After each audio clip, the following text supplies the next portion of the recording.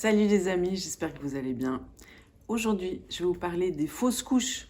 Alors, j'ai déjà fait des vidéos sur le sujet, mais je voulais agrémenter un petit peu parce que c'est un sujet hyper commun. Beaucoup de femmes ont vécu des fausses couches, puis j'aimerais préciser aussi que les hommes sont concernés, ils sont aussi affectés. Et c'est pas qu'une histoire de femme, c'est pas qu'une histoire de maman, mais de papa et puis de frères et sœurs. Parce que l'enfant perdu, c'est aussi l'enfant du père et aussi l'enfant des frères et sœurs. On pourrait étendre, hein, c'est aussi l'enfant des grands, le petit enfant des grands-parents, etc. Mais on va parler juste de la famille. Donc les fausses couches, on ne sait pas trop ce que c'est. Des fois, on peut perdre du sang pendant une grossesse sans même s'apercevoir qu'on était enceinte. Ça peut être très tardif. Donc en fait, plus c'est tardif, la fausse couche, plus il y a eu attachement, donc plus c'est difficile à vivre, plus on va être affecté. Mais c'est important de comprendre que la vie commence dès la conception. Pourquoi c'est important de statuer là-dessus? Parce que il faut comprendre que les grossesses extra-utérines, ça va affecter le cœur de la mère et de la famille. Qu'un œuf blanc, on dit souvent, le personnel médical dit non mais c'est rien, c'est un œuf blanc, il est vide et tout ça. Et puis tout d'un coup, les mères, elles disent, alors je sais pas pourquoi je pleure, pourquoi ça m'affecte autant si c'est rien du tout. Quand j'ai mes règles, je suis pas affectée, enfin à part l'humeur, mais je veux dire, j'ai pas l'impression d'avoir perdu quelqu'un, d'être en deuil.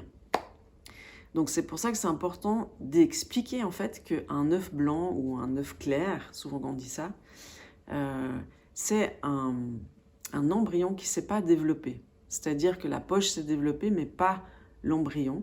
Mais ça ne veut pas dire qu'il n'y a rien dedans. Ça veut dire qu'il est tout petit et puis on a l'impression que c'est rien du tout, mais c'est quand même quelque chose. La preuve, c'est que ça affecte la mère. Et donc la mère, bien sûr, elle n'est pas affectée la même chose que le père. Le père, il va avoir l'impression, c'est un peu des non-dits, hein, mais il va perdre sa capacité de protéger. Donc la conséquence des fausses couches chez les hommes, c'est qu'ils vont se désengager.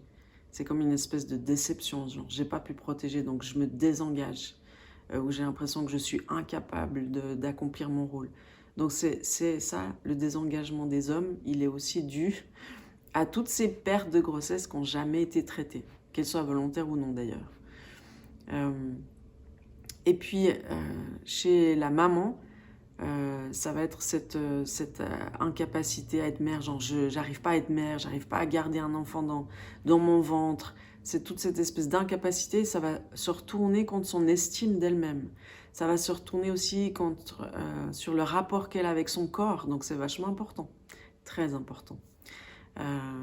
Donc une fausse couche, c'est pas anodin. C'est important de traiter ces questions-là, même si ça a eu lieu très tôt, parce que tant qu'on ne s'en occupe pas, c'est quelque chose qu'on met dans une case de son esprit, de sa tête, qui n'est jamais traité, et puis on ne fait pas le deuil. C'est ça le problème des pertes de grossesse qui ne sont pas traitées, c'est qu'on a affaire à des deuils non résolus. C'est-à-dire on n'a jamais fait le deuil, donc on accumule de la culpabilité, on accumule de la colère, on accumule de la honte, on accumule des frustrations, toutes sortes de choses. Alors on dit pourquoi je me sens coupable quand je vis une fausse couche, c'est justement cette mère qui dit je ne suis pas capable de garder un enfant dans mon ventre, ou des fois on a fait trop de sport, des fois on peut se donner de se dire c'est de ma faute parce que j'ai fait ça, donc je vis une fausse couche. Donc c'est important de traiter la culpabilité. Mais la chose la plus importante, c'est de réaliser qu'il y avait un enfant là derrière, et puis c'est de donner un prénom à cet enfant. D'humaniser en fait cette espèce dont tu as dit peut-être non, c'est un amas de cellules, c'est pas grave, vous en referez un autre. Mais en fait, chaque enfant est unique. Donc si on en fait un autre après une fausse couche, ce ne sera pas l'enfant de la fausse couche.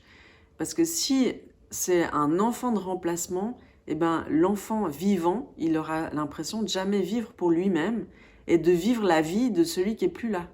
Donc après, il y a des esprits de mort qui sont impliqués là-dedans, et c'est pas bon du tout, parce que l'enfant vivant, il a l'impression de pas vivre pour lui-même, mais il a l'impression de vivre pour remplacer un tel, ou pour être le pansement de la maman, du papa, ou j'en sais rien quoi.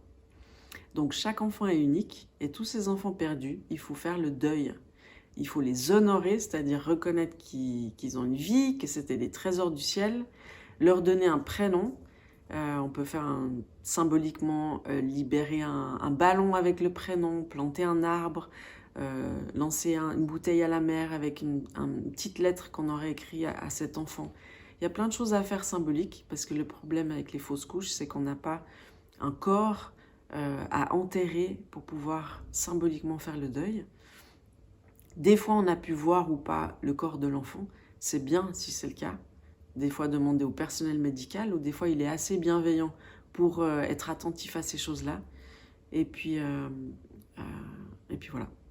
Donc, moi, je vous encourage vraiment à avoir le courage de revisiter vos fausses couches, même si vous en avez eu de multiples fois, s'il y en a eu plusieurs, mais de donner un prénom à chaque fois, d'honorer cet enfant, et puis de savoir en fait qu'il est au ciel. Il n'est pas nulle part dans le néant, il est au ciel avec le Père, et puis vous pouvez aussi confier cet enfant à Dieu le Père, et de lui donner de la valeur.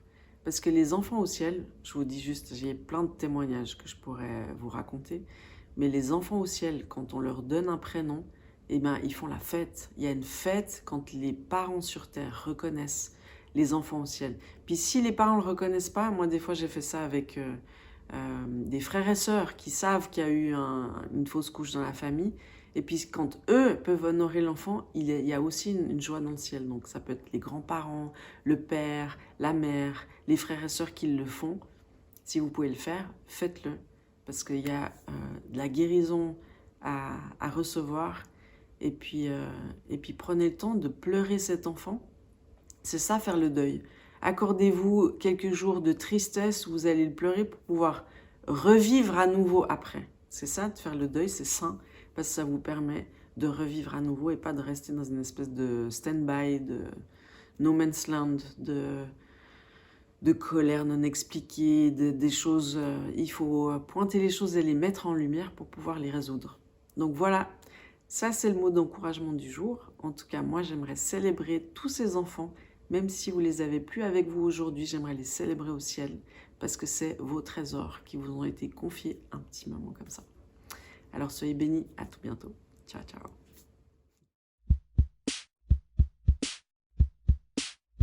Wash me